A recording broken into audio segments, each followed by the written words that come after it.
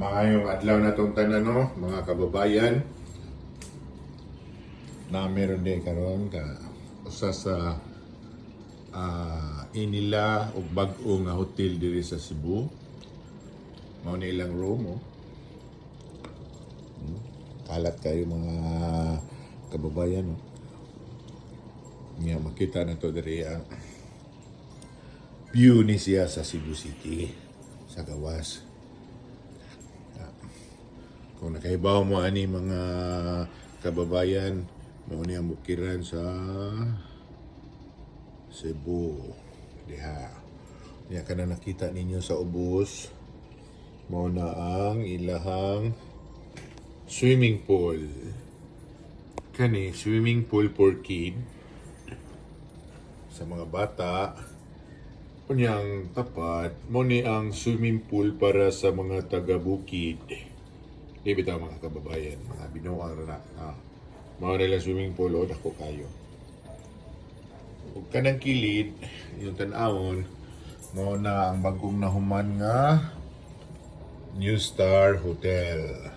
7-star naman ni sila mga kababayan.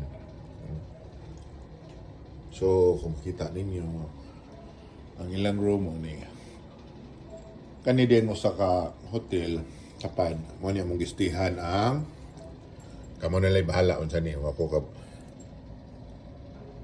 kuwag unsay pangalan ni i-comments lang ninyo mga kababayan kung nakaibaw mo kung saan ning dapita kaniyang ato ang Cebu City.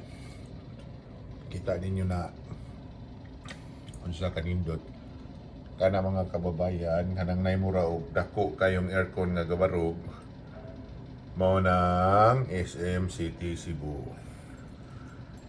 Kanya kanang bag-o nga tukod mao niya na ang hotel sa ni siya. Hotel ni sa Robinson nga bag-o nilang gitukod. Kana di ang swimming pool. Nara na siya ibabaw sa roof deck ni siya. Ang ilaw man ni, kung makahibaw mo, kung makaari mo diri, makabisita mo sa Cebu. Ang ilaw man na mga kababayan, mo na ang casino sa New Star. Casino na siya ang ilaw man na. Unsa nakaitik ang himutangan ani mga kababayan. Sa unang panahon mao ni siya ang kuan Kawit Island. Kaya nakita ninyo din ha na isla na ron, dagat na siya. Niya ilang directly nahimo na siya karon nga isla, no, na kuan na reclamation na siya. So kaning nahimutangan sa hotel karaan gyud siyang isla man siya gitawag og Kawit Island kaniadto. So moderno na kayo ang ilang kuano. Comment lang mo mga Brad kung unsa inyo ikasulti ani nga video. Kaya nga ligo. Okay.